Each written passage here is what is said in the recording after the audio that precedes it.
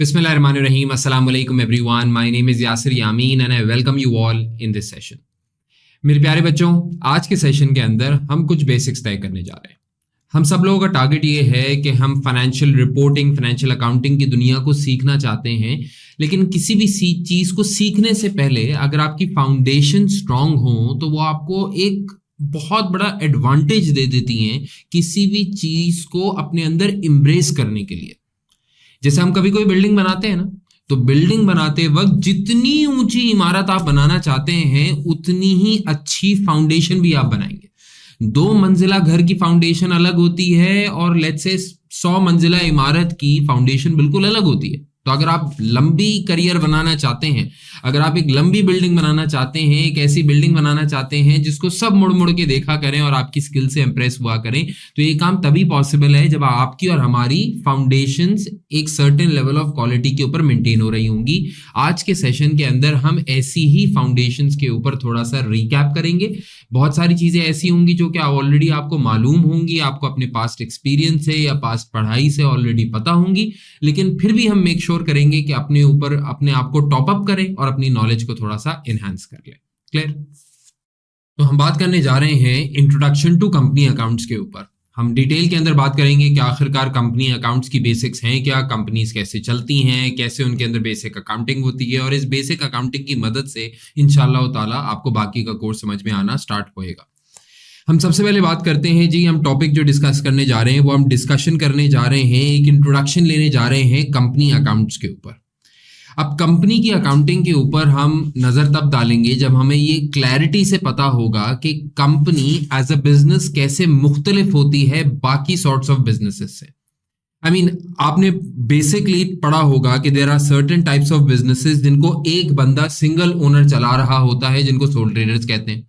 कभी कभार ऐसा भी होता है कि चंद आपस में दोस्त या चंद कलीग्स या चंद लोग आपस में मिलकर साथ बिजनेस स्टार्ट कर देते हैं, जिनको पार्टनरशिप बिजनेस कहा जाता है। And then there are businesses who are in the form of companies. तो अगर हम एक बेसिक स्ट्रक्चर के अंदर समझें तो हमारे पास चंद बिजनेसेस ऐसे होते हैं which operate as a sole trader. Then there are certain businesses which operate as a partnership business, and there are certain businesses who operate as a company. Sole trader एक ऐसा बिजनेस है जिसके अंदर there is a single owner, एक ही बंदा owner है और एक ही बंदा उस बिजनेस का मैनेजर है। एक ही बंदा उसका ओनर है और एक ही बंदा उसका मैनेजर। ज्यादातर सोल ट्रेडर बिजनेसेस ऐसे बिजनेसेस होते हैं जो कि रिलेटिवली स्मॉल स्केल के होते हैं। ये ऐसे बिजनेसेस हैं जिनके जो बिजनेसेस कोई एक बंदा ओन करता है और इनको चलाने वाला, मैनेज करने वाला, या फिर आप ऐसे कह लीजिए उनको डायरेक्ट करने वाला एक ही बंदा होता है। तो सिंगल ओनर होगा, सिंगल डायरेक्टर होगा, क्योंकि एक ही बंदा ओनर भी है और एक ही बंदा बिजनेस को डायरेक्ट भी कर रहा है, सारे के सारे बड़े फैसले भी ले रहा है, स्ट्रेटेजिक एक्टिविटीज भी वही कंडक्ट कर रहा है। तो ये रिलेटिवली हमेशा स्मॉल बिजनेस रहेगा, relatively a small business, because single mind controls everything.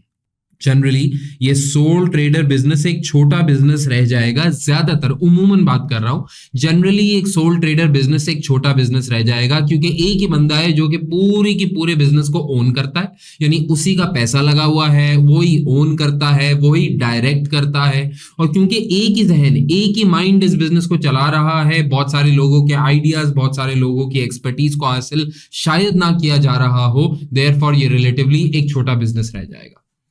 क्योंकि सोल ट्रेडर बिजनेसेस जनरली एक इंसान के दिमाग के ऊपर रिलाई करते हैं, so there is limited opportunity for improvement. इसी का तोड़ है पार्टनरशिप बिजनेस। पार्टनरशिप बिजनेस के अंदर there are multiple owners. Partnership business के अंदर there are multiple owners, right? So generally partnership business जो होते हैं वो 2 से लेके 20 ओनर्स तक अपने अंदर समा जाते हैं। 2 से लेके 20 ओनर्स तक जनरली पार्टनरशिप बिजनेसेस जाते हैं। पार्टनरशिप बिजनेसेस का फायदा क्या होता है, यहां पे मल्टीपल ओनर्स होते हैं और फिर मल्टीपल डायरेक्टर्स या multiple runners of the business होते हैं। तो more expertise is available in this sort of business, more expertise is available in this business. Partnership business एक ऐसा बिजनेस होता है जिसके अंदर एक इंसान मौजूद नहीं है, बल्कि दो या दो से ज्यादा लोग, तकरीबन 20 लोग तक इस बिजनेस को ऑपरेट कर रहे होते हैं। हर बंदे ने अपना अपना रोल पकड़ लिया होता है, लेकिन at the end of the day business को डायरेक्ट करने के लिए, बिजनेस को विजन देने के लिए, बिजनेस को चलाने के लिए एक से ज्यादा जहन अवेलेबल होते हैं। तो क्योंकि एक से ज्यादा जहन अवेलेबल होते हैं तो ये रिलेटिवली एक लार्जर बिजनेस होता है as compare to a sole trader business. तो मैं ये कह सकता हूं relatively a larger business, और किससे कंपैरिजन कर रहा हूं मैं, सोल ट्रेडर से, compare to sole trader because of more capital. ज्यादा ओनर्स हैं तो ज्यादा कैपिटल अवेलेबल होगा, ज्यादा पैसा डालेंगे बिजनेस के अंदर, ज्यादा इन्वेस्ट किया हुआ होगा बिजनेस के अंदर, प्लस मोर स्किल्स। बात समझ में आती है? तो सोल ट्रेडर एक ऐसा बिजनेस है जिसको एक बंदा ओन करता है, एक बंदा चलाता है। पार्टनरशिप बिजनेस एक ऐसा बिजनेस है जिसके अंदर मल्टीपल ओनर्स होते हैं, मल्टीपल लोगों का पैसा डला हुआ होता है, मल्टीपल स्किल्स अवेलेबल होती हैं। तो जनरली ये सोल ट्रेडर से बड़ा बिजनेस बन जाता है। चाहे आप सोल ट्रेडर बिजनेस की बात करें या पार्टनरशिप बिजनेस की बात करें, दोनों बिजनेसेस के अंदर from an accounting point of view या from a legal point of view एक बात कॉमन होती है। वो क्या कि इन दोनों के दोनों बिजनेसेस की अनलिमिटेड लाइबिलिटी होती है। इन दोनों बिजनेसेस के अंदर ओनर्स की liability is unlimited. Sir what do you mean by unlimited liability? Owners की अनलिमिटेड लाइबिलिटी का होने का मतलब यह होता है कि अगर बिजनेस इन इट सेल्फ अपने डेट्स को रीपे ना कर सके, personal assets of owner will be subject to disposal. मैं दोबारा बात रिपीट कर देता हूं, चाहे सोल ट्रेडर बिजनेस हो या पार्टनरशिप बिजनेस हो, दोनों के केस के अंदर अनलिमिटेड लाइबिलिटी होती है। और अनलिमिटेड लाइबिलिटी का मतलब यह होता है owners personal assets can be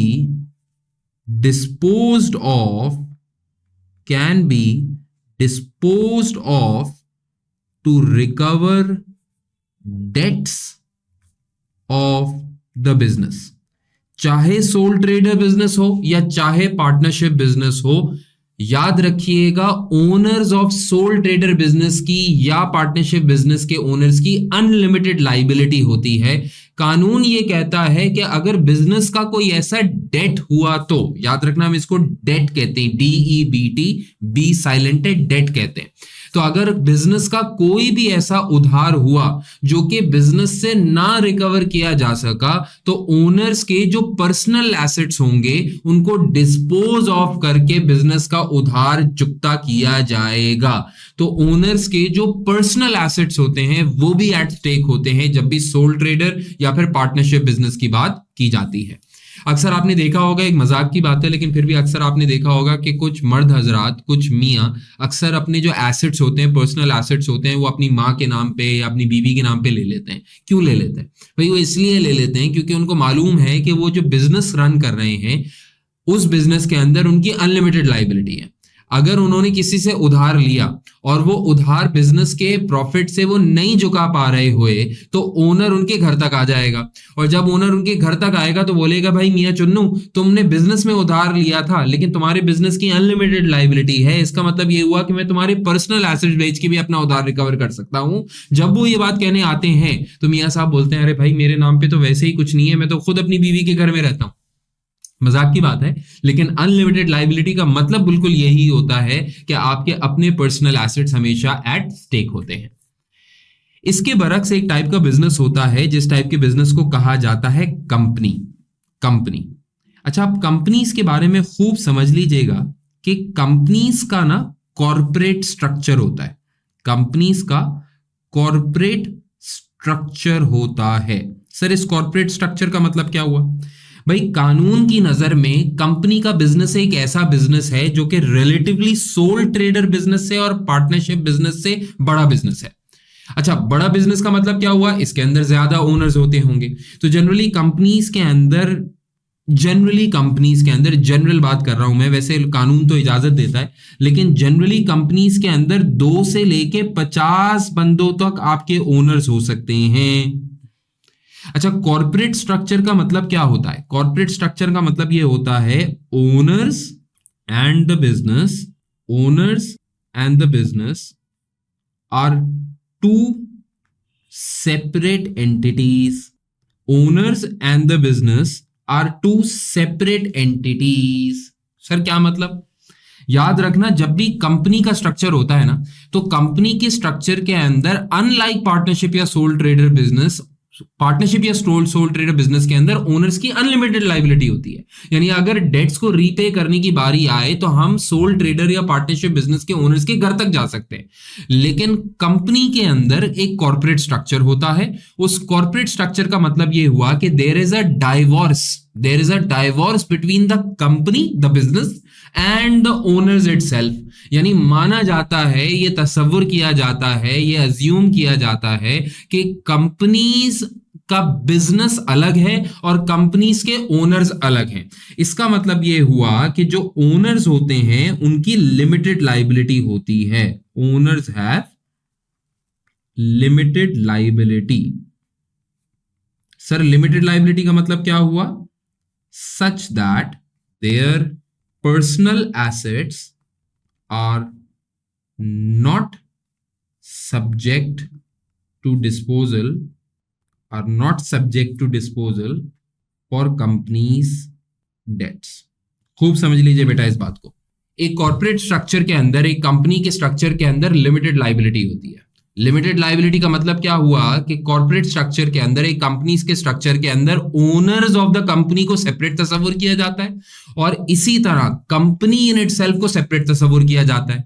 तो कंपनी के उधार रहते हैं, वो ओनर के उधार नहीं बनते। इसका मतलब ये हुआ कि ओनर्स की लिमिटेड लाइबिलिटी होती है। सर लिमिटेड लाइबिलिटी का मतलब ये हुआ, लिमिटेड लाइबिलिटी का मतलब ये हुआ कि अगर कभी बिजनेस के अंदर ये कैपेसिटी ना मौजूद हो कि बिजनेस ने जो उधार लिया है वो उसको चुका सकें, तो आप ओनर्स के घर तक नहीं जा सकते। Their personal assets are not subject to disposal, their personal assets are not subject to disposal. Sir ये तो बड़े मजे की बात हो गई।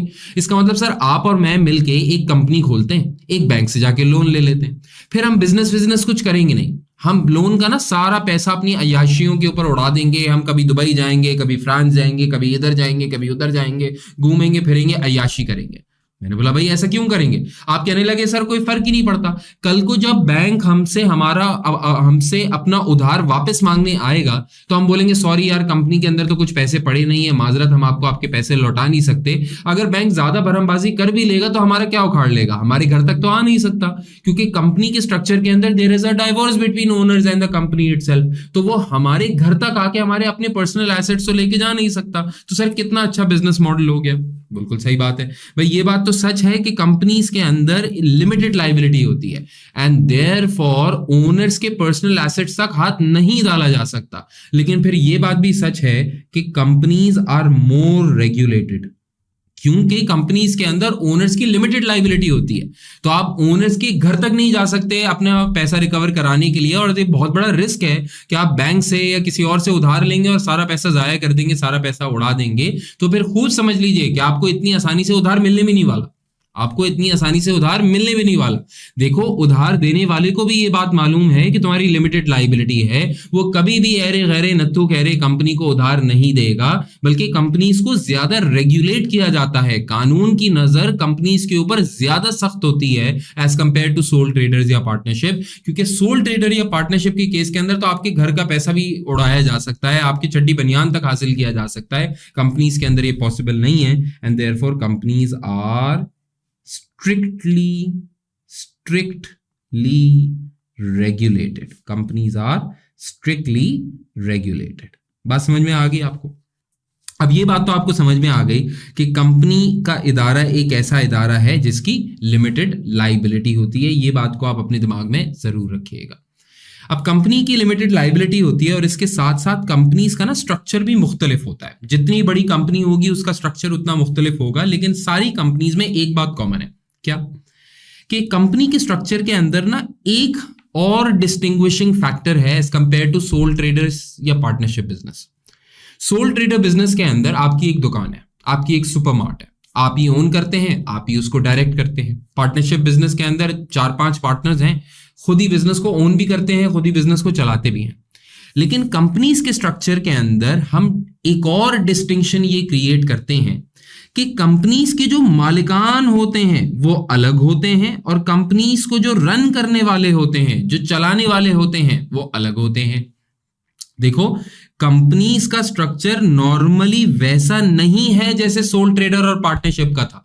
सोल ट्रेडर और पार्टनरशिप बिजनेस के अंदर जो बंदा बिजनेस को ओन करता है वो ही बिजनेस को चलाता भी है। छोटे बिजनेस होते हैं ना, लेकिन बेटा कंपनीज तो बहुत बड़े बड़े बिजनेस होती हैं। मतलब वॉलमार्ट एक इतना बड़ा बिजनेस है, फेसबुक इतना बड़ा बिजनेस है, गूगल इतना बड़ा बिजनेस है, मॉर्गन स्टैनले इतना बड़ा बिजनेस है, स्टैंडर्ड चार्टर्ड बैंक इतना बड़ा बिजनेस है, हबीब बैंक इतना बड़ा बिजनेस है। दुनिया के अंदर टाटा, बिरला, अंबानी इतने बड़े बड़े बड़े बड़े बड़े बड़े मैसिव बिजनेसेस हैं यार। तो क्या एक इंसान या चंद इंसान सारे के सारे बिजनेसेस को एक्सपर्टीज के साथ चला सकते हैं? मिसाल के तौर पे अगर आप टाटा ग्रुप की बात करें तो टाटा ग्रुप के अंदर लेट्स से ऑटोमोबाइल बिजनेस भी होगा, शायद कंस्ट्रक्शन भी होगा, पावर भी होगा, फलाना भी होगा, ढिमकाना भी होगा, टेलीकॉम भी होगा। तो क्या टाटा साहब को मिसाल के तौर पे सारे के सारे बिजनेसेस की पूरी एक्सपर्ट नॉलेज होगी? एक बंदा जिसको ऑयल एंड गैस सेक्टर की एक्स्ट्रा ऑर्डिनरी नॉलेज है, क्या जरूरी है कि उस बंदे को कंस्ट्रक्शन बिजनेस की भी एक्स्ट्रा ऑर्डिनरी नॉलेज हो, या उसको ऑटोमोबाइल बिजनेस की भी बहुत ज्यादा समझ हो, या उसको किसी और बिजनेस की भी बहुत ज्यादा समझ हो? एक इंसान के पास सारी समझ तो हो नहीं सकती। तो जनरली कॉर्पोरेट स्ट्रक्चर के अंदर, कंपनीज के स्ट्रक्चर के अंदर, क्योंकि बिजनेसेस बड़े बिजनेसेस होते हैं, तो जो ओनर्स होते हैं जिनको शेयर होल्डर्स कहा जाता है, याद रखिएगा, कंपनीज के ओनर्स को शेयर होल्डर्स कहा जाता है। शेयर का मतलब क्या होता है? शेयर नहीं, शेयर का मतलब होता है हिस्सा, कोई ऐसी चीज जिसमें आपका हिस्सा हो। हाँ, तो शेयर होल्डर का मतलब क्या हुआ? हिस्सेदार। तो बेटा कंपनी के मालिकान क्योंकि हिस्सेदार होते हैं बिजनेस के अंदर, उनका हिस्सा डला हुआ होता है भाई बिजनेस के अंदर। They are the owners of the company, उनका हिस्सा है बिजनेस के अंदर, उनका स्टेक है बिजनेस के अंदर। तो याद रखना, owners of the businesses are known as share holders. Company को ओन करने वाले लोगों को क्या कहा जाता है? शेयर होल्डर कहा जाता है। इसी तरह कंपनी के चलाने वाले, कंपनी को रन करने वाले, इनको कहा जाता है डायरेक्टर्स। और अक्सर कंपनीज के अंदर ओनर्स मुख्तलिफ होते हैं और डायरेक्टर्स मुख्तलिफ होते हैं। सर ऐसा क्यों? बिकॉज वन ओनर और one type of owners may not have the expertise of every business, therefore they hire share holders, hire directors to run the business. Share holders hire directors to run the business. अब ये directors कौन होते हैं? Share holders तो वो लोग हैं ना जो कि कंपनी को ओन करते हैं। शेयर होल्डर्स तो वो लोग हैं जो कि कंपनी को ओन करते हैं। अब ये डायरेक्टर कौन है? तो डायरेक्टर कौन है? डायरेक्टर या डायरेक्टर्स एक से ज्यादा, ये एक्सपर्ट लोग हैं, ये नॉलेजेबल लोग हैं, हाँ, ये क्वालिफाइड लोग हैं, ये इंजीनियर्स होंगे, ये चार्टर्ड अकाउंटेंट्स होंगे, ये हमारे जैसे लोग होंगे, ये बिजनेसेस एमबीए वाले लोग होंगे, हो सकता है इसमें साइंटिस्ट के लोग हों। ये वो बिजनेसेस, ये वो लोग हैं, ये वो एक्सपर्ट लोग हैं जिनको वो इंडस्ट्री या वो कारोबार की सिरे से समझ है, उनको बिजनेस को चलाना आता है। तो कंपनीज के स्ट्रक्चर के अंदर ओनर्स यानी जो हिस्सेदार होते हैं उनकी लिमिटेड लाइबिलिटी होती है और वो अलग होते हैं, और कंपनीज के जो रनर्स होते हैं वो कंपनीज के डायरेक्टर्स होते हैं। ये एक्सपर्ट होते हैं, नॉलेजेबल होते हैं, इंजीनियर्स होते हैं, सीए एमबीए साइंटिस्ट वगैरह होते हैं। इनको आता है कि ये बिजनेस या ये कारोबार या ये टेक्निकल चीज कैसे चलाई जाएगी। सर ऐसा भी तो हो सकता है कि कोई शेयर होल्डर पढ़ा लिखा शेयर होल्डर हो। अगर कोई शेयर होल्डर पढ़ा लिखा शेयर होल्डर है तो क्या वो बिजनेस का डायरेक्टर भी बन सकता है? बिल्कुल बन सकता है। देखो मिसाल के तौर पे यासिर यामीन एक चार्टर्ड अकाउंटेंट है। क्या यासिर यामीन एक कंपनी के शेयर होल्डर हो सकते हैं? हाँ, अगर मेरी जेब में पैसे पड़े हैं तो मैं किसी भी कंपनी के शेयर्स बाय कर सकता हूं, मैं किसी भी कंपनी का हिस्सेदार बन सकता हूं। भाई मैंने 10 लोगों के साथ मिलके, 20 लोगों के साथ मिलके एक कंपनी स्टार्ट कर ली, मैं उसका हिस्सेदार हूं, मैं उसका शेयर होल्डर हूं। लेकिन मैं साथ साथ चार्टर्ड अकाउंटेंट भी तो हूं। तो अगर मैं चार्टर्ड अकाउंटेंट भी हूं तो क्या मैं बिजनेस का रनर भी हो सकता हूं? हाँ, मैं एज अ शेयर होल्डर अपने आप को हायर कर सकता हूं इस बिजनेस को चलाने के लिए। तो कंपनीज के अंदर भी शेयर होल्डर डायरेक्टर हो सकता है। होगा ये जरूरी नहीं है, लेकिन हो सकता है। देखो, शेयर होल्डर डायरेक्टर बन सकता है अगर काबिल है तो। शेयर होल्डर डायरेक्टर बन सकता है कि काबिल है तो। देखो, कोई भी इंसान, यासिर यामीन किसी कंपनी का शेयर होल्डर इसलिए बना था क्योंकि मेरी जेब में पैसे थे। लेकिन कोई भी बंदा किसी कंपनी का डायरेक्टर इसलिए बनता है क्योंकि वो काबिल है।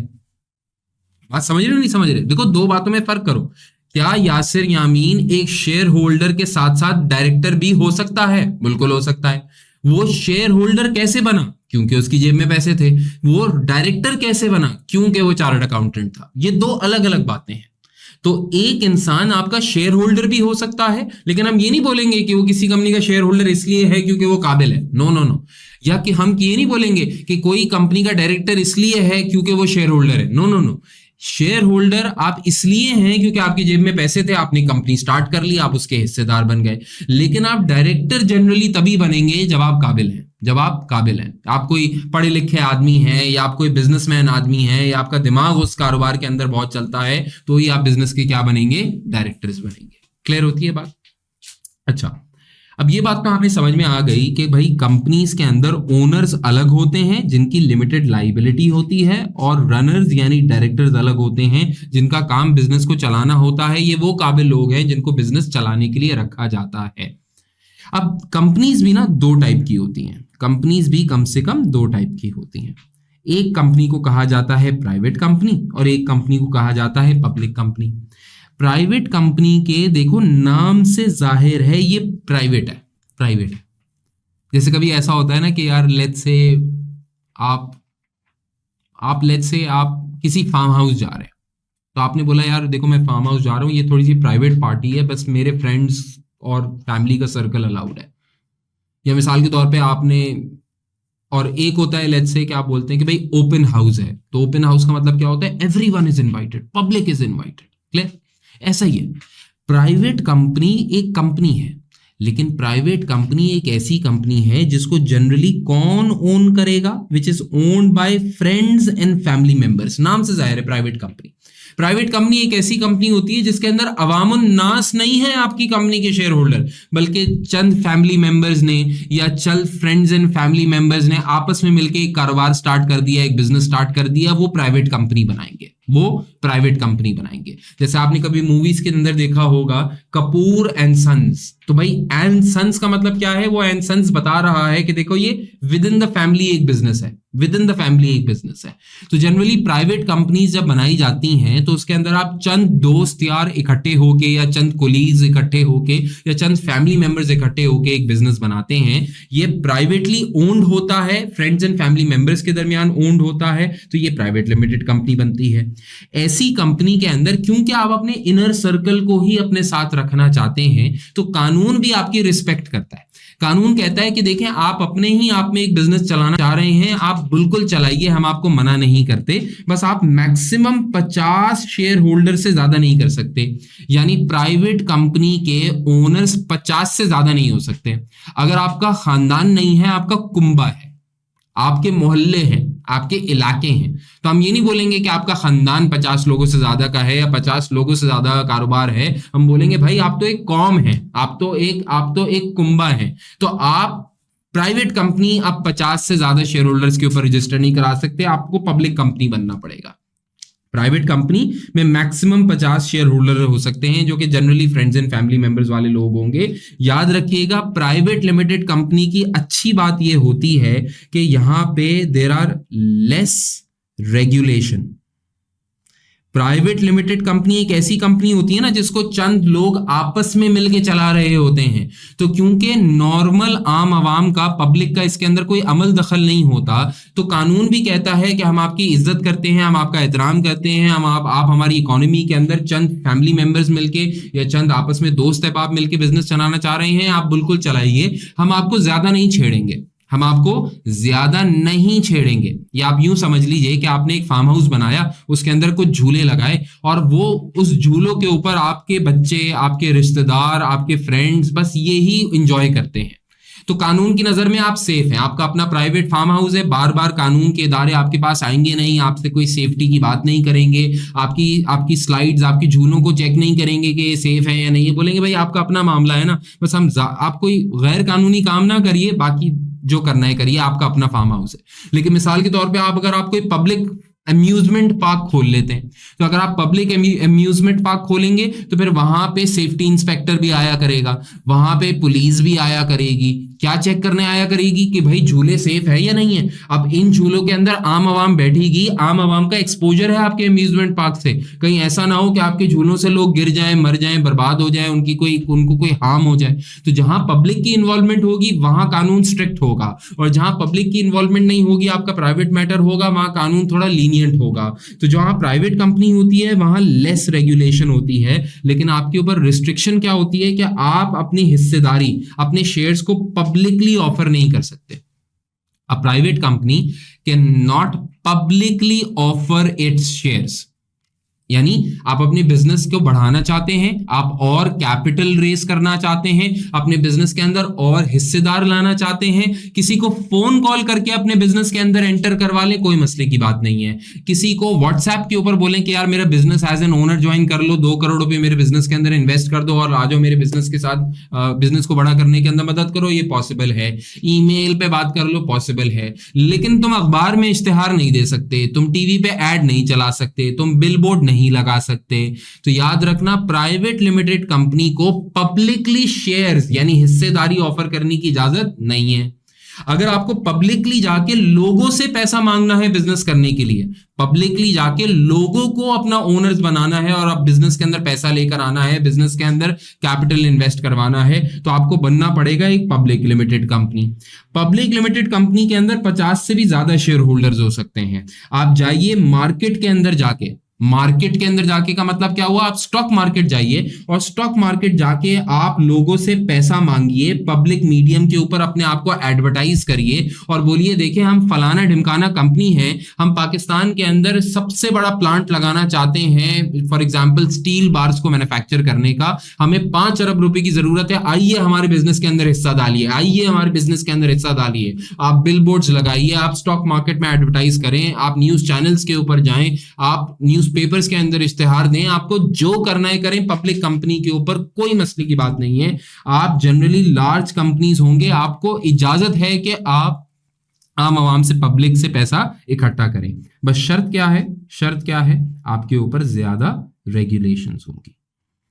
मिसाल के तौर पे पब्लिक कंपनी जिससे चाहे पैसा रेस करे, लेकिन पैसा रेस करने से पहले हुकूमत की इजाजत लेनी पड़ेगी, पैसा रेस करने से पहले कानून की इजाजत लेनी पड़ेगी। कानून आपका ब्रोशर देखेगा, कानून आपका प्रोस्पेक्टस देखेगा कि इसके अंदर आप जो क्लेम कर रहे हैं कि आप 5 अरब रुपए इसलिए पब्लिक से रेस करना चाहते हैं क्योंकि आप पाकिस्तान में स्टील बार्स को मैन्युफैक्चर करने का प्लांट मंगवाएंगे, तो क्या प्लांट मंगवाने के पीछे आपने किसी सप्लायर से कोटेशन ली हुई है? क्या आपने कोई सप्लायर आइडेंटिफाई किया हुआ है जिससे आप इतना बड़ा प्लांट मंगवाएंगे? क्या आपके पास ऑलरेडी लैंड अवेलेबल है जहां पे आप ये प्लांट लगाएंगे? क्या आपके पास्ट हिस्ट्री, इतनी एक्सपर्टीज अवेलेबल है कि आपने ये पास्ट में काम किया है स्टील बार मैन्युफैक्चर करने का या नहीं किया?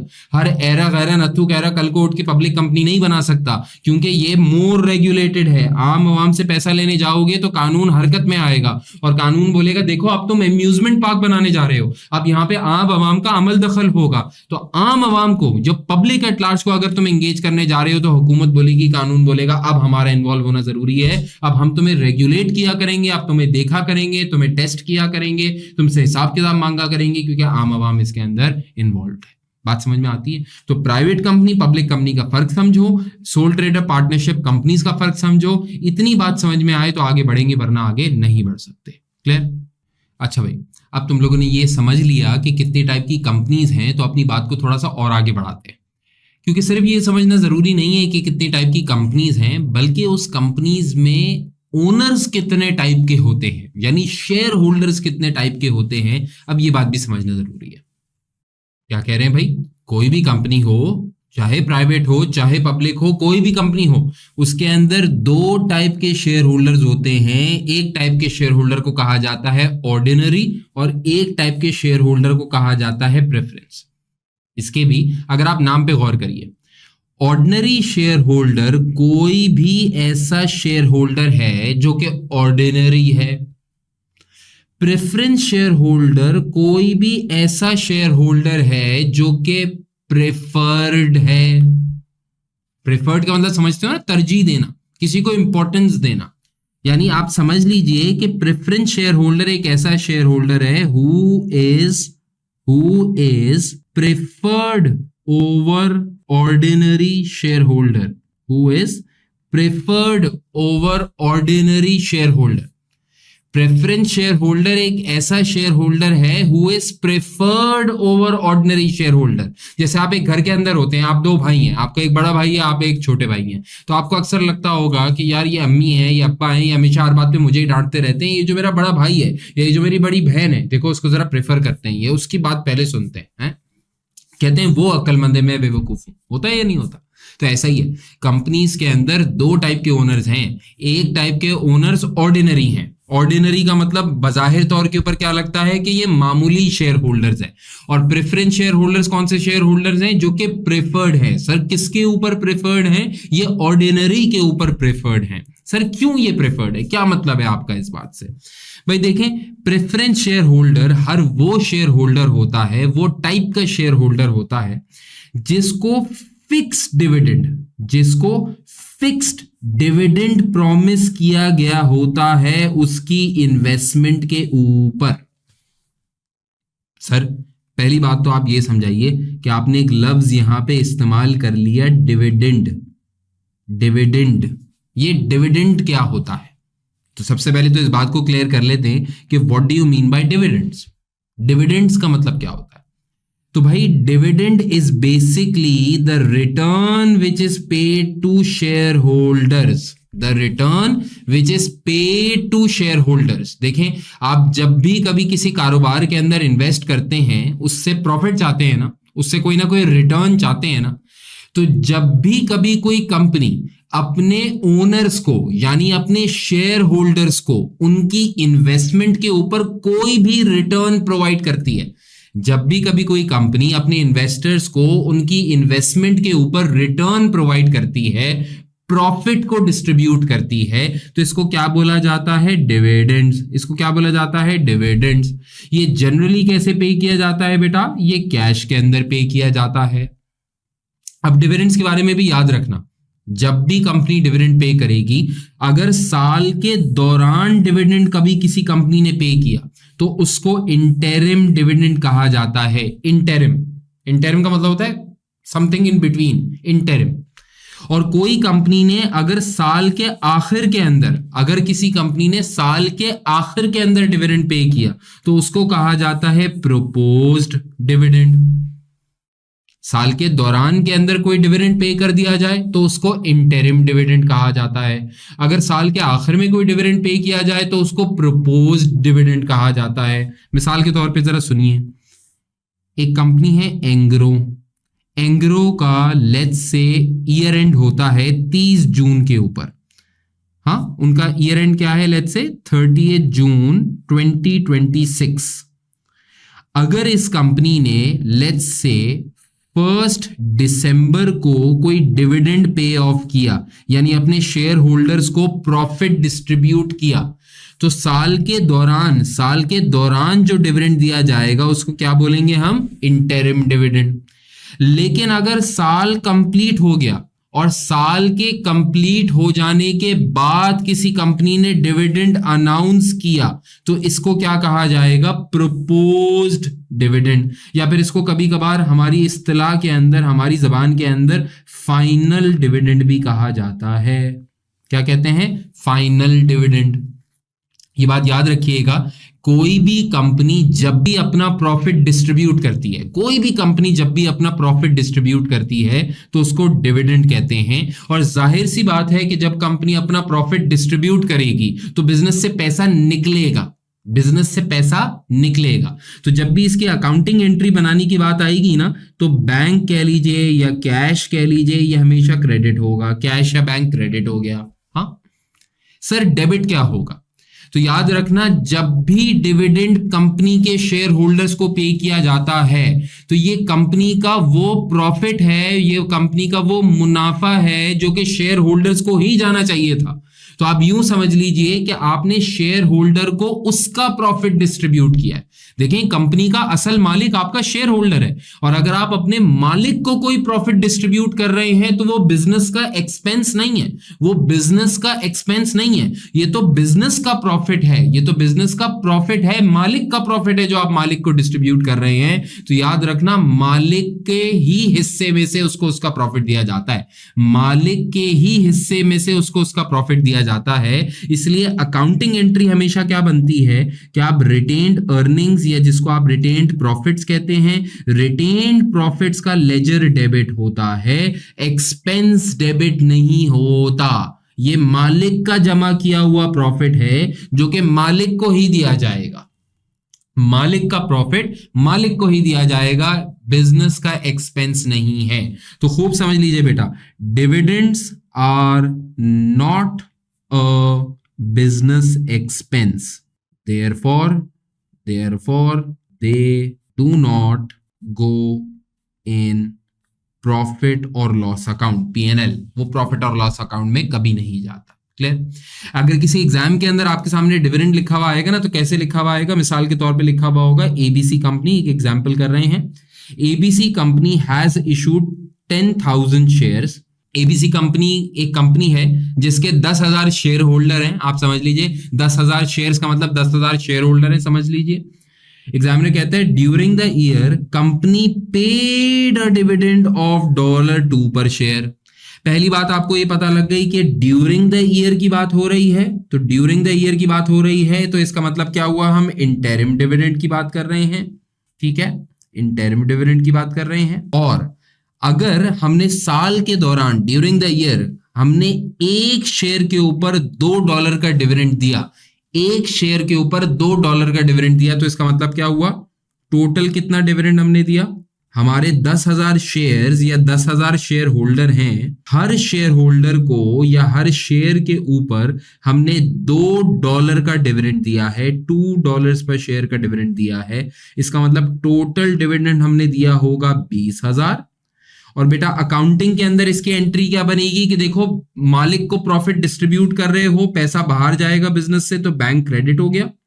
और डेबिट क्या होना है, मालिक का ही हिस्सा डेबिट होना है, मालिक के गुल्लक में से मालिक को पैसा दे रहे हो, मालिक के गुल्लक में से मालिक को पैसा दे रहे हो, तो याद रखना रिटेन्ड प्रॉफिट डेबिट होगा, रिटेन्ड प्रॉफिट या रिटेन्ड अर्निंग्स डेबिट होगा। क्लियर होती है बात? डन हो गई? चले भाई, अब जरा डिविडेंड्स अगर आपको समझ में आ गए तो मैं अपनी ओरिजिनल बात के ऊपर वापस आता हूं। हम बात ये कर रहे थे कि हमारे पास एक टाइप के शेयर होल्डर्स होते हैं जिनको हम कहते हैं प्रेफरेंस शेयर होल्डर्स। देखें, प्रेफरेंस शेयर होल्डर्स कौन है? प्रेफरेंस शेयर होल्डर्स वो शेयर होल्डर्स हैं जो कि प्रेफर्ड है, यानी इनकी कोई खास ही बात है। भाई क्या खास बात है इनकी? भाई इनकी खास बात यह है कि पहली बात तो इनको इनकी इन्वेस्टमेंट के ऊपर फिक्स्ड डिविडेंड दिया जाता है, इनको इनकी इन्वेस्टमेंट के ऊपर फिक्स्ड डिविडेंड दिया जाता है। यानी मिसाल के तौर पे एक प्रेफरेंस शेयर होल्डर ने इन्वेस्ट किया $1,00,000। देखो एग्जाम में भी ऐसे ही लिखा हुआ आता है, लिखा हुआ होगा 10% preference share capital $1,00,000, 10% preference share capital $1,00,000।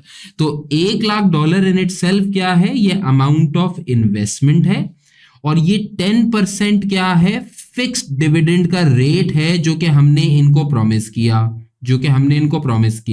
तो लेट्स से अगर इन लोगों ने $1,00,000 इन्वेस्ट किया हुआ है, अगर लेट्स से इन लोगों ने $1,00,000 इन्वेस्ट किया हुआ है, तो इसके ऊपर 10% अगर आप निकालेंगे तो $10,000 बनेगा। ये $10,000 क्या है, हमारा फिक्स्ड डिविडेंड है जो कि हमने इनको पहले दिन बता दिया, हम आपको इतना देंगे ही देंगे, हम आपको इतना देंगे ही देंगे। क्लियर हो गई बात? तो ये प्रेफर्ड लोग है ना भाई, ये प्रेफर्ड लोग है भाई, ये हमारे वो बड़े भाई की तरह है जिनको पक्के पक्की पॉकेट मनी मिलती ही मिलती है।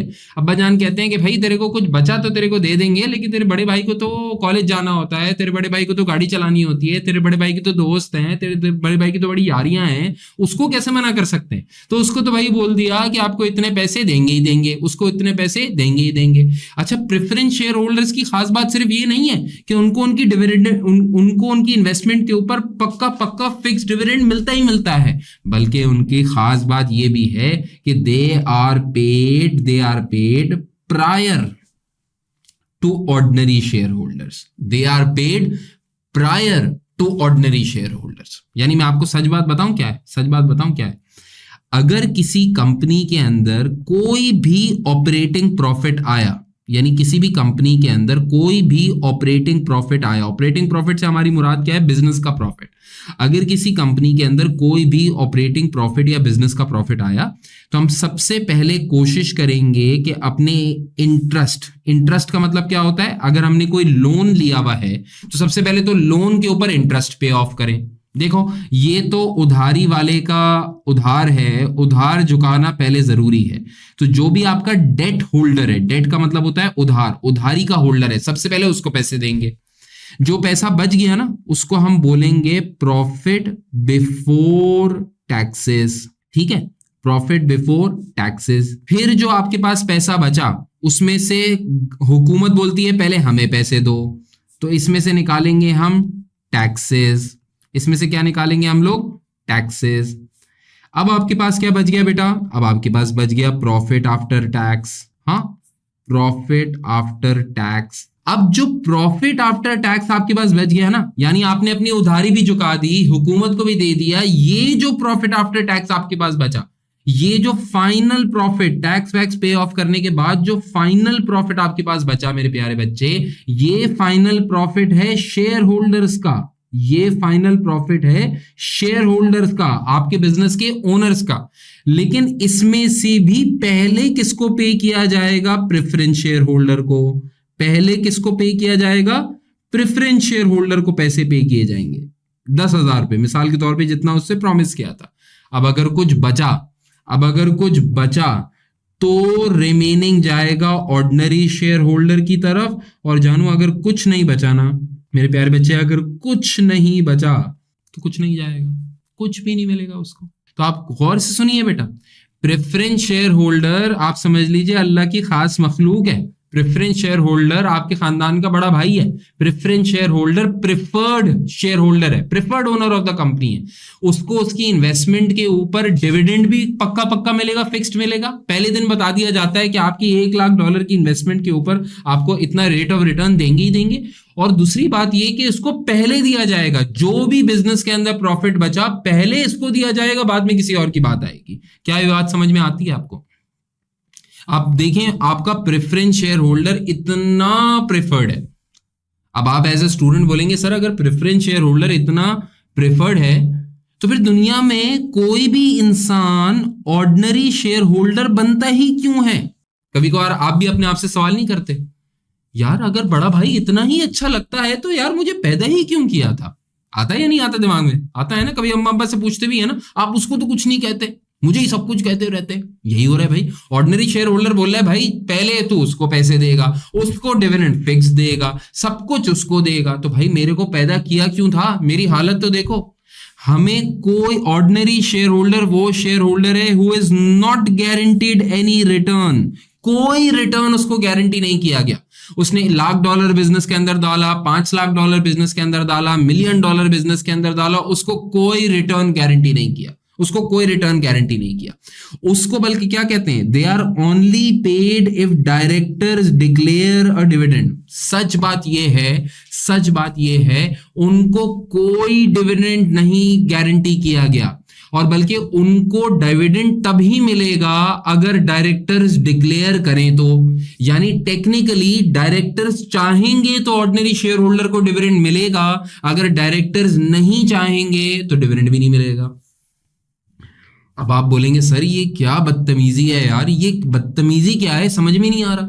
प्रेफरेंस शेयर होल्डर वो शेयर होल्डर है जिसको पक्का पक्का डिविडेंड मिलेगा ही मिलेगा, यानी कंपनी का प्रॉफिट उसको डिस्ट्रीब्यूट होगा ही होगा। उसको ऑर्डिनरी शेयर होल्डर से पहले पैसे मिलेंगे, यानी पहले उसको पैसे मिलेंगे। अगर वो खुश हो गया, फिर कोई पैसा बचा तो ऑर्डिनरी की तरफ आएंगे, और वो ऑर्डिनरी की तरफ आएंगे, ये बात भी इस बात के ऊपर डिपेंड करती है कि अगर डायरेक्टर्स चाहें तो ऑर्डिनरी शेयर होल्डर्स को डिविडेंड दें, वरना ना दें। साल ना दें, 2 साल ना दें, 5 साल ना दें, 10 साल ना दें, कोई फर्क ही नहीं पड़ता। कानून की नजर में डायरेक्टर की मर्जी है कि वो share holder, ordinary share holder को, अपने ओनर को पैसे दे या फिर ना दे। अब आप ये बोलेंगे सर कौन इतना बड़ा पागल इंसान होगा जो कि ऑर्डिनरी शेयर होल्डर बनना चाहता हो। सच बात यह है कि सब लोग ऑर्डिनरी शेयर होल्डर ही बनना चाहते हैं। यहां तक कि इनकी खुसूसियत के अंदर एक खुसूसियत ये बताई जाती है कि ऑर्डिनरी शेयर होल्डर अभी तो लग रहा है कोई नहीं बनना चाहता, लेकिन असल बात ये है they are the real owners of the company. They are the real owners of the company. आप सोच रहे होंगे सर इतनी कदगन है तो ऑर्डिनरी शेयर होल्डर बनना चाहता कौन है? एक्चुअली सब ऑर्डिनरी शेयर होल्डर बनना चाहते हैं।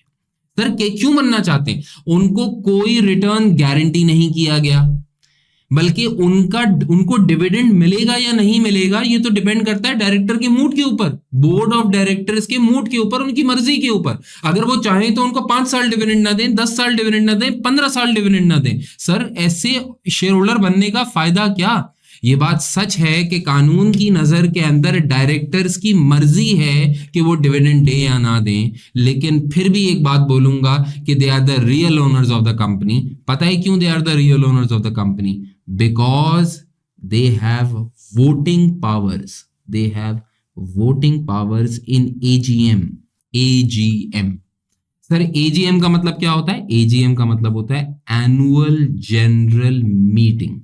सर एनुअल जनरल मीटिंग क्या होती है? भाई एनुअल जनरल मीटिंग क्या होती है? साल जैसे ही किसी कंपनी का साल खत्म होता है ना, तो एक हॉल के अंदर सारे के सारे डायरेक्टर्स अपने शेयर होल्डर्स को इनवाइट करते हैं और उनको बताते हैं, अपनी फाइनेंशियल स्टेटमेंट्स, अपने हिसाब किताब प्रेजेंट करते हैं और उनको बताते हैं कि हमने पूरे साल में क्या काम किया।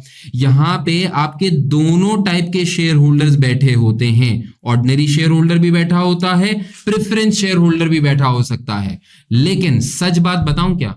Voting power annual general meeting क्या है? सालाना खिताब है जिसके अंदर डायरेक्टर्स अपने शेयर होल्डर्स, अपने ओनर्स को बुलाएंगे और अपनी परफॉर्मेंस को बताएंगे, जस्टिफाई करेंगे शेयर होल्डर्स के सामने।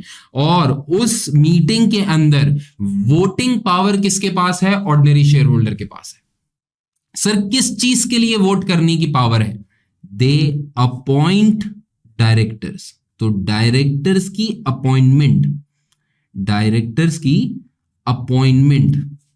या रिमूवल की पावर किसके पास है? ऑर्डिनरी शेयर होल्डर के पास। यानी डायरेक्टर्स आएंगे, एनुअल जनरल मीटिंग बुलाएंगे, सालाना खिताब बुलाएंगे, कानून के मुताबिक बुलाएंगे, उसके अंदर अपनी पूरे साल की परफॉर्मेंस बताएंगे, अपनी फाइनेंशियल स्टेटमेंट्स को प्रेजेंट करेंगे, बोलेंगे इस साल हमने ये एक अच्छा काम किया, ये बुरा काम किया, ये एक्सपेंशन करी, इतना मुनाफा कमाया। और फिर उसके बाद डायरेक्टर्स की अपॉइंटमेंट, यानी वो डायरेक्टर्स अब बिजनेस के अंदर कंटिन्यू करेंगे या नहीं करेंगे, या उनको हटा दिया जाएगा, इस बात का अप्रूवल की वोटिंग पावर किसके पास है? ऑर्डिनरी शेयर होल्डर के पास है। तो कहने को तो हम ये कहते हैं कि ऑर्डिनरी शेयर होल्डर तो बेचारा गरीब आदमी है, उसको तो कोई रिटर्न गारंटीड ही नहीं है, बल्कि डायरेक्टर की मर्जी है कि इसको डिविडेंड दिया जाए या ना जाए। अगर डायरेक्टर चाहे तो अगले 5 साल तक ऑर्डिनरी शेयर होल्डर को कोई डिविडेंड ना दे, लेकिन मैं ये कहता हूं कि उसके अच्छे भी देंगे, डायरेक्टर के अच्छे भी ऑर्डिनरी शेयर होल्डर को डिविडेंड देंगे। सर क्यों देंगे? बिकॉज उनको वोट भी तो लेना है, उनसे जाके उनको वोट भी तो लेना है। इलेक्शन ऑफ अ डायरेक्टर होगा एजीएम के अंदर, directors ordinary share holder decide करेंगे कि हमारी कंपनी को चलाने वाले कौन से लोग होंगे। अगर यासिर यामीन भरम से जाते हैं, कहते हैं भाई मैं तो चार्टर्ड अकाउंटेंट हूं, मैं इस कंपनी का सीईओ हूं, मैं इस कंपनी को चला रहा हूं, मैं इस कंपनी में प्रॉफिट कमा रहा हूं, ऑर्डिनरी शेयर होल्डर मैं तुम्हें डिविडेंड नहीं देता, जो उखाड़ना है उखाड़ लो, वो उखाड़ देंगे, मुझे बाहर निकाल देंगे, सिंपल। तो मेरी मजबूरी है उनको खुश रखना, मेरी मजबूरी है उनको खुश रखना। क्यों कहते हैं ऑर्डिनरी शेयर होल्डर्स को real owners of the company? क्यों कहते हैं उनको real owners of the company? Because they have voting power, they have voting power and preference share holders have no voting power. इनके पास कोई वोटिंग पावर नहीं होती। लेकिन सर प्रेफरेंस शेयर होल्डर्स को मुनाफा भी तो टाइट मिलता है। सर उनको मुनाफा भी तो टाइट मिलता है। उनको तो पहले दिन से ही गारंटीड होता है कि अगर उन्होंने $1,00,000 इन्वेस्ट किया तो 10% तो मिलेगा ही मिलेगा। सर उनका मुनाफा भी तो टाइट होता है। एक्चुअली कोई मुनाफा टाइट नहीं होता। असल में तो सच बात यह है कि जितना ऑर्डिनरी शेयर होल्डर के पास कमाने का मौका है उतना किसी के पास कमाने का मौका नहीं है। सर क्या मतलब, मैं बताता हूं। मिसाल के तौर पे आप सिनेरियोज लीजिए। हाँ, एक कंपनी है, यानी केस 1, एक कंपनी है, उसने प्रॉफिट आफ्टर टैक्स कमाया 10,000 का। एक कंपनी है, उसने प्रॉफिट आफ्टर टैक्स कमाया 10,000 का। ये जो प्रॉफिट आफ्टर टैक्स बिजनेस के अंदर बचा है, ये आपके शेयर होल्डर्स का है। और इसमें से पहले पेमेंट किसको होगी? प्रेफरेंस वाले को। हमारी मिसाल के अंदर प्रेफरेंस शेयर होल्डर को कितना डिविडेंड हमने प्रॉमिस किया था? ₹1,00,000 की इन्वेस्टमेंट के ऊपर 10% 10,000 बनता है। तो सबसे पहले प्रॉफिट किसको जाएगा? प्रेफरेंस शेयर होल्डर को जाएगा।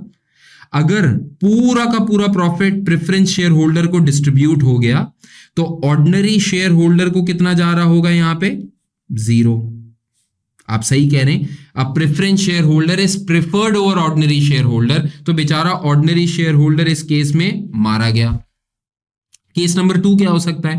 केस नंबर 2 ये हो सकता है कि लेट्स से एक कंपनी है, उसने प्रॉफिट कमाया लेट्स से 12,000 का। तब भी पहले किसको पे होगा?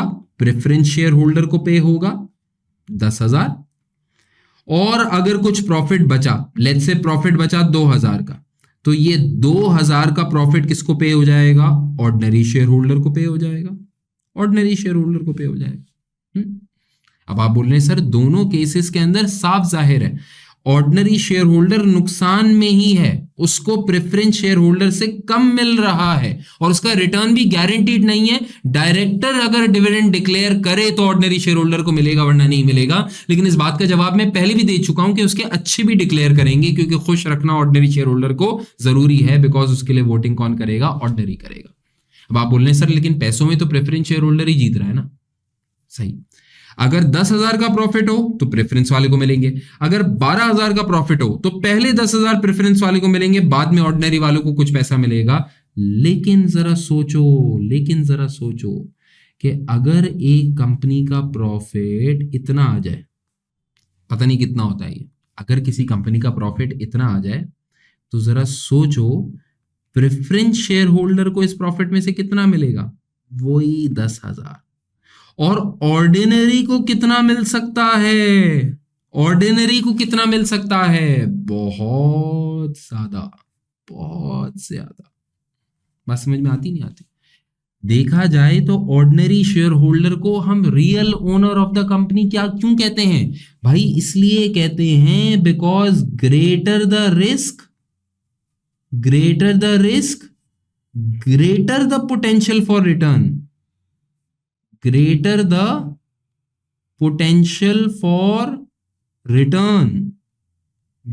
the potential for return। ये बात सच है कि अगर सिर्फ 10,000 का प्रॉफिट हो तो कुछ ना बचेगा ऑर्डिनरी शेयर होल्डर के लिए। ये बात सच है कि अगर 12,000 का प्रॉफिट हो तो थोड़ा बचेगा ऑर्डिनरी शेयर होल्डर के लिए। लेकिन फिर ये बात भी सच है कि अगर खूब सारा प्रॉफिट हो तो सिर्फ थोड़ा सा ही प्रॉमिस्ड रिटर्न मिलेगा प्रेफरेंस शेयर होल्डर को, और बाकी सारा बहुत ज्यादा पैसा किसको मिलेगा? ऑर्डिनरी शेयर होल्डर को मिलेगा। तो ये बात सच है कि इन दो सर्कमस्टेंसेस, जब बिजनेस नया होता है तो ऑर्डिनरी शेयर होल्डर बड़ा रिस्क ले रहा होता है, उसका रिटर्न गारंटीड नहीं है। प्रॉफिट होगा तो पैसा मिलेगा, और जरा सोचो उसको बाद में मिलेगा पैसा। ये बात सब कुछ सच है। लेकिन जब बिजनेस बड़ा हो जाएगा, खूब सारा प्रॉफिट होगा, तो खूब सारे प्रॉफिट का हिस्सेदार भी कौन होगा? ऑर्डिनरी शेयर होल्डर होगा। समझ में आती है ना बात? ये बात हो गई क्लियर। अच्छा भाई, हम तुम लोगों को ये समझ में आ गया कि भाई ऑर्डिनरी और प्रेफरेंस वालों के अंदर क्या फ़र्क है। तो एक बात और समझ लो कि प्रेफरेंस शेयर होल्डर भी ना मल्टीपल टाइप्स के होते हैं। यानी होते वो प्रेफरेंस शेयर होल्डर्स ही हैं, और प्रेफरेंस शेयर होल्डर्स के लिए अभी तक हमने ये समझ लिया है कि इनके पास कोई वोटिंग पावर नहीं होती, तो नो वोटिंग पावर।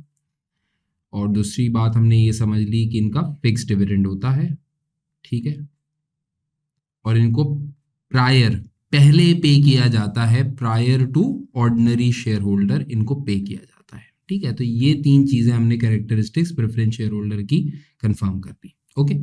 अब इसके ही नजरिए के अंदर इसी के साथ साथ तुम यूं भी समझ लो कि डिफरेंट टाइप के प्रेफरेंस शेयर होल्डर्स होते हैं दुनिया के अंदर, यानी कंपनी के ऊपर होता है कि वो कैसे टाइप के प्रेफरेंस शेयर होल्डर्स की इन्वेस्टमेंट को इन्वाइट कर रही है।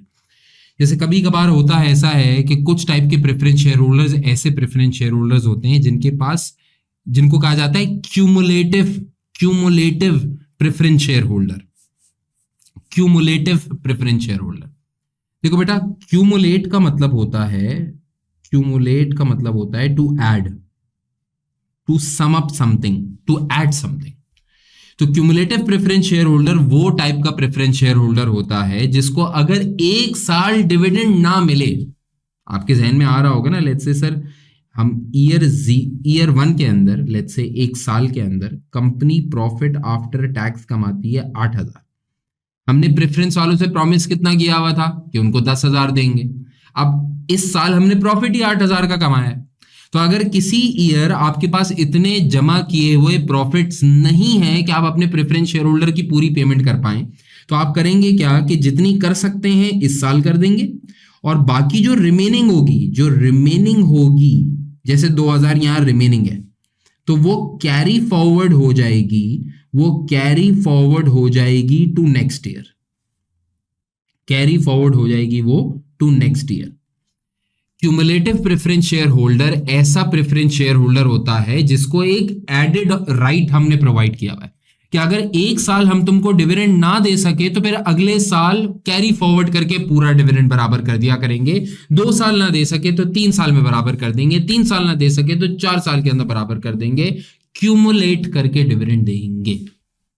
Non cumulative preference share holder क्या है? जिसके साथ ऐसा कोई सीन नहीं है, इसको अगर 1 साल डिविडेंड ना दे पाए क्योंकि प्रॉफिट्स थे ही नहीं, तो फिर अगले साल उतना ही देंगे जितना कि अगले साल का बनता था, उतना ही देंगे जितने कि अगले साल का बनता था। फिर इसी तरह एक होता है participant preference share holder. Participant preference share holder कोई भी ऐसा प्रेफरेंस शेयर होल्डर है who can participate in something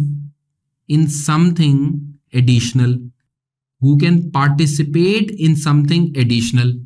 मिसाल के तौर पे अभी हमने एक मिसाल देखी थी कि अगर कंपनी को 1 गजिलियन का प्रॉफिट हो गया, बहुत सारा प्रॉफिट हो गया, तो भी प्रेफरेंस शेयर होल्डर को कितना दिया जाएगा मुनाफा? जितना कि उनसे प्रॉमिस किया हुआ था। नॉर्मल हालात के अंदर प्रेफरेंस शेयर होल्डर का डिविडेंड फिक्स्ड होता है, लेकिन अगर वो प्रेफरेंस शेयर होल्डर एक पार्टिसिपेंट प्रेफरेंस शेयर होल्डर है, तो ऐसा हो सकता है कि हम अपने प्रेफरेंस शेयर होल्डर को ये बोलें कि देखो, नॉर्मल हालात के अंदर हम तुम्हें तुम्हारी इन्वेस्टमेंट के ऊपर 10% ही रिटर्न देंगे, लेकिन अगर इस एक सर्टेन लेवल से ज्यादा का मुनाफा हो गया, 1 गजिलियन का प्रॉफिट हो गया, तो हम तुमको जितना एक्सेस प्रॉफिट हुआ होगा उसका 1% भी दे दिया करेंगे। यानी आप उसको पार्टिसिपेट करा रहे हो into the benefits of the company. Normal हालात के अंदर चाहे 10,000 का प्रॉफिट हो या 10 अरब रुपए का प्रॉफिट हो, अगर आपने प्रेफरेंस शेयर होल्डर को 10,000 का प्रॉफिट प्रॉमिस किया था तो उनको 10,000 का ही डिविडेंड देना है। लेकिन अगर वो पार्टिसिपेंट प्रेफरेंस शेयर होल्डर है, तो हो सकता है कि आपने उनको अलाउ किया हो कि भाई आप पार्टिसिपेट कर सकते हैं into additional profits of the company. अच्छा, जरूरी नहीं है पार्टिसिपेशन सिर्फ प्रॉफिट्स की हो, किसी भी चीज की पार्टिसिपेशन हो सकती है। ऐसा हो सकता है कि पार्टिसिपेंट प्रेफरेंस शेयर होल्डर वो प्रेफरेंस शेयर होल्डर हो किसी कंपनी में जिसके अंदर हमने उनको कोई छोटे मोटे वोटिंग राइट्स दे दिए हों, तो you can participate in the voting of the company, हो सकता है। तो पार्टिसिपेंट प्रेफरेंस शेयर होल्डर वो कोई भी ऐसा प्रेफरेंस शेयर होल्डर है जिसको कुछ एडिशनल यानी नॉर्मल के अलावा कुछ प्रॉमिस कर दिया गया है, तो दे participate into the additional benefits from the company.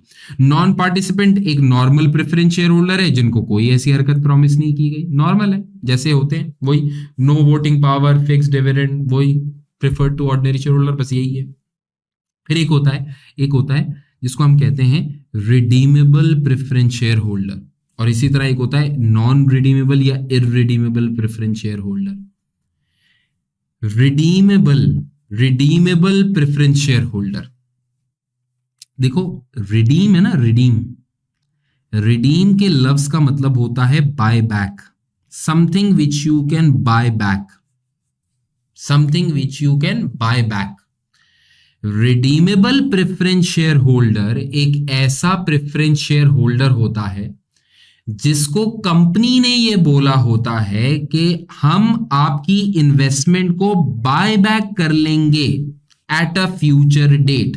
क्या कह रहे हैं भाई? रिडीमेबल प्रेफरेंस शेयर होल्डर एक ऐसा शेयर होल्डर है जिसको हमने ये बोला भाई आज तुम हमारे बिजनेस के अंदर $1,00,000 इन्वेस्ट करो, आज तुम हमारे बिजनेस के अंदर $1,00,000 इन्वेस्ट करो, हम तुम्हें अगले 5 साल तक यानी ईयर 5 तक तुम्हारी इन्वेस्टमेंट के ऊपर 10%, 10%, 10%, 10%, 10% का डिविडेंड देंगे।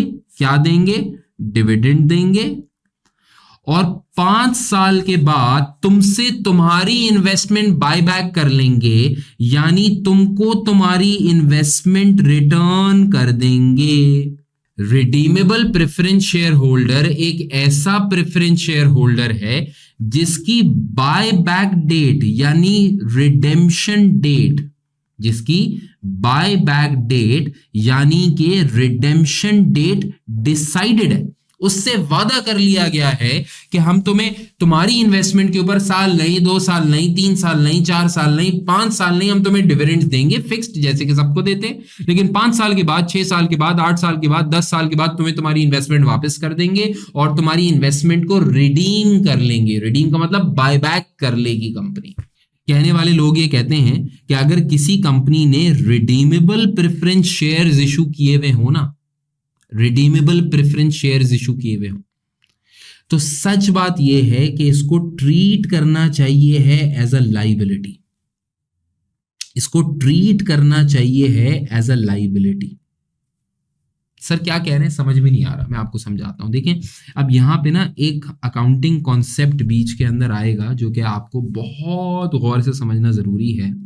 एक अकाउंटिंग कॉन्सेप्ट आपने बचपन के अंदर पढ़ा होगा, substance over form. Substance over form ये बहुत इंपॉर्टेंट अकाउंटिंग का कॉन्सेप्ट है। ये सब्सटेंस ओवर फॉर्म का कॉन्सेप्ट ये कहता है an accountant should prefer commercial reality over legal reality। क्या मतलब भाई? जब भी कोई अकाउंटेंट फाइनेंशियल स्टेटमेंट्स बनाने जा रहा होगा तो वो फाइनेंशियल स्टेटमेंट्स बनाते हुए ट्रांजैक्शंस की लीगल रियलिटी को प्रेफर नहीं करेगा बल्कि कमर्शियल रियलिटी को प्रेफर करेगा। तभी कहते हैं सब्सटेंस ओवर फॉर्म का मतलब होता है commercial substance over legal form. Commercial substance over legal form ये असल नाम है, इसको छोटा कैसे कर दिया गया? Substance over form. असल नाम क्या है? Commercial substance over legal form. Commercial substance over legal form. एक अकाउंटेंट की ये जिम्मेदारी है कि वो जब भी फाइनेंशियल स्टेटमेंट्स प्रिपेयर करने जाएगा तो फाइनेंशियल स्टेटमेंट्स को प्रिपेयर करते हुए वो हमेशा कमर्शियल रियलिटी को प्रेफर करेगा ओवर लीगल रियलिटी। मिसाल के तौर पे आप प्रेफरेंस शेयर होल्डर की किस्मत में देख लें, एक रिडीमेबल प्रेफरेंस शेयर की हकीकत में देखें। अगर किसी कंपनी ने किसी ऐसे प्रेफरेंस शेयर होल्डर से इन्वेस्टमेंट कलेक्ट करी जो कि रिडीमेबल प्रेफरेंस शेयर होल्डर है, तो टेक्निकली सोचा जाए तो जिस इन्वेस्टर ने आपको पैसे दिए वो आपका शेयर होल्डर है, वो आपका शेयर होल्डर है। और शेयर होल्डर वो होता है जो कि बिजनेस के अंदर कैपिटल डालता है, यानी जिसकी बिजनेस के अंदर इक्विटी होती है। इक्विटी होती है। तो टेक्निकली सोचा जाए तो preference share holder, redeemable preference share holder हकीकत के अंदर यानी लीगल हकीकत के अंदर देखा जाए तो एक शेयर होल्डर है, कंपनी का कैपिटल प्रोवाइडर है। लेकिन अकाउंटिंग ये कहती है कि अगर किसी कंपनी ने रिडीमेबल प्रेफरेंस शेयर्स इशू किए तो बेशक ये शेयर होल्डर है तो इन्वेस्टर, लेकिन इसके पैसे को ट्रीट किया जाएगा as a liability, as if कि उसने आपको लोन दिया है। Treat as liability as if loan given, as if loan given. Sir आप बार बार ये कह रहे हैं कि सब्सटेंस ओवर फॉर्म का कॉन्सेप्ट ये कहता है कि फाइनेंशियल स्टेटमेंट्स बनाते हुए हम लीगल रियलिटी नहीं देखते, हम कमर्शियल रियलिटी देखते हैं।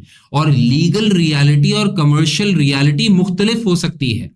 हम ट्रांजैक्शंस को उनके लीगल फेस के ऊपर नहीं देखते, बल्कि हम देखते हैं कि वाकई में होना क्या चाहिए, या ये ट्रांजैक्शन कमर्शियली दिखाती क्या है, या ये ट्रांजैक्शन को दर हकीकत देखना चाहिए कैसे, हम इसको प्रेफर करते हैं। तो आप कह रहे हैं कि सब्सटेंस ओवर फॉर्म के कॉन्सेप्ट की वजह से अगर company redeemable preference share capital ले, अगर company redeemable preference share holder से कैपिटल ले तो उसको ट्रीट करना चाहिए एज अ लाइबिलिटी। हालांकि सर बचपन से हमने पढ़ा है कि जब भी ओनर बिजनेस के अंदर पैसा डालता है तो उसको तो एज अ कैपिटल ट्रीट किया जाता है। तो आप क्यों कह रहे हैं कि preference share holder, redeemable preference share holder के पैसे को एज अ लाइबिलिटी ट्रीट करें? सर ऐसा क्यों क्यों क्यों क्यों क्यों? क्योंकि बेटा आप अगर गौर से नोट करें ना तो preference share holder, redeemable preference share holder के पैसे की जो स्टोरी है ना वो बिल्कुल एक लोन की स्टोरी है। देखिए ना, आप लोन में क्या होता है, आप एक बैंक के पास गए, आपने उससे आज $1,00,000 का लोन लिया अपने बिजनेस के लिए। जैसे आपने एक बैंक से $1,00,000 का लोन लिया अपने बिजनेस के लिए, लेट्स से आपने 5 सालों के लिए लोन लिया, तो आप उसको प्रॉमिस करेंगे कि देखो मैंने तुमसे $1,00,000 रुपए का लोन लिया है, मैं तुम्हें इसके ऊपर हर साल 10%, 10%, 10%, 10%, 10% इंटरेस्ट देता रहूंगा। आप नॉर्मली सोचें, जब भी कोई कंपनी, अगर आप किसी कंपनी ने किसी बैंक से लोन लिया तो आज आपने उससे लोन लिया है $1,00,000 का, आप उसको हर साल क्या देंगे? हर साल 5 साल तक आप उसको क्या देते रहेंगे बेटा? इंटरेस्ट देते रहेंगे। और फिर 5 साल के बाद यानी जब मैच्योरिटी पीरियड आ जाएगा, मैच्योरिटी का मतलब होता है इख्तिताम का पीरियड आ जाएगा, 5 साल लोन के मुकम्मल हो जाएंगे तो आप सामने वाले को उसका पैसा वापस कर दोगे। You will return the loan, you will return the loan. आप इसको रिटर्न कह लीजिए, या अगर आपको रिटर्न अच्छा नहीं कह रहा तो आप यूं कह लीजिए you will repay the loan. अब अगर आप गौर से गौर करें तो कहना है से रिडीमेबल प्रेफरेंस शेयर होल्डर की स्टोरी सेम है एज अ लोन से। नोट करिए, यानी लोन के अंदर क्या होता है, आप एक दिन पैसा लेते हैं, सारी जिंदगी फिक्स्ड इंटरेस्ट पे करते हैं, फिर कुछ अरसे के बाद जाके लोन वापस कर देते हैं। रिडीमेबल प्रेफरेंस शेयर के अंदर क्या हो रहा है? रिडीमेबल प्रेफरेंस शेयर कैपिटल के अंदर भी बाय बैक डेट डिसाइडेड है। तो आपने एक दिन सामने वाले से पैसे लिए, उसको सारी जिंदगी फिक्स डिविडेंड प्रोवाइड किया और उसके बाद उसको उसका पैसा वापस कर दिया। तो कमर्शियली अगर सोचा जाए, लॉजिकली सोचा जाए, रियलिटी के अंदर सोचा जाए, लीगल फॉर्म कुछ भी हो यार, सामने वाला अपने आप को शेयर होल्डर बोलता रहे, बोले सामने वाला कि मैं बैंक नहीं हूं, लेकिन अगर अकाउंटिंग में देखा जाए तो अकाउंटिंग के अंदर तो हम कमर्शियल रियलिटीज को प्रिवेल करवाते हैं ओवर लीगल रियलिटी। तो देखा जाए तो हम कहने से इन दोनों को सेम पाते हैं, सेम ब्लडी सेम, एक जैसे ही तो हैं। तो सिंस के रिडीमेबल प्रेफरेंस शेयर कैपिटल का निजाम सारा, नज्मो जब्त सारा पैटर्न सारा लोन के जैसा ही दिखता है, तो अकाउंटिंग ये कहती है कि this should be treated as a liability. Redeemable preference share capital आज आपने लिया है, कल वापस करना लाजिम है, तो उनसे जो भी पैसा आपने लिया that will be treated as a liability. यहां तक कि अगर रिडीमेबल प्रेफरेंस शेयर होल्डर को आपने कोई डिविडेंड भी पे किया तो लीगल रियलिटी ये है कि वो डिविडेंड है, लेकिन रिडीमेबल प्रेफरेंस शेयर होल्डर के डिविडेंड को हम ट्रीट कैसे करेंगे? एज एन इंटरेस्ट, यानी इंटरेस्ट का मतलब क्या हुआ? ये कहां जाके बुक होगा? प्रॉफिट एंड लॉस अकाउंट के अंदर जाके बुक होगा। बात समझ में आती है? क्लियर? अच्छा, इररिडीमेबल के साथ ऐसा कुछ नहीं है। इररिडीमेबल वैसा ही है जैसे होता था। इनकी कोई बायबैक डेट डिसाइडेड नहीं होती, आपको इनका पैसा कभी वापस नहीं करना, कोई बायबैक डेट डिसाइडेड नहीं है, ये इररिडीमेबल है, इनको इनका पैसा वापस करना ही नहीं है। ये लोन की तरह नहीं है। देखो, लोन हर वो चीज है जिसको वापस, लोन होता ही वो है जिसको वापस करना होता है। इररिडीमेबल प्रेफरेंस शेयर होल्डर वो शेयर होल्डर है जिससे कोई बायबैक डेट डिसाइड नहीं हुई हुई, इनको इनका पैसा वापस करना ही नहीं है। जब वापस करना ही नहीं है तो ये लाइबिलिटी है ही नहीं, तो इनको आप as a normal share holder treat करेंगे। इनका पैसा इक्विटी कैपिटल की तरह ही होगा, इनको जो डिविडेंड दिया जाएगा वो डिविडेंड की तरह ही रिटेन अर्निंग से पे आउट होगा, उसको आपने डेट की तरह ट्रीट नहीं करना। क्लियर? तो बेटा ये बहुत इंपॉर्टेंट कॉन्सेप्ट्स हैं, बहुत इंपॉर्टेंट कॉन्सेप्ट्स हैं। इन कॉन्सेप्ट्स के अलावा आगे चल के रिपोर्टिंग पढ़ना बेकार है। तो मुझे आई होप कि आपको अपनी सारी पुरानी यादें रिकॉल हो गई होंगी और कुछ लॉजिक्स भी आपके सामने क्लियर हुई होंगी। इंशाल्लाह अगले लेक्चर के अंदर थोड़ी सी और बात करेंगे। क्लियर? अल्लाह हाफिज।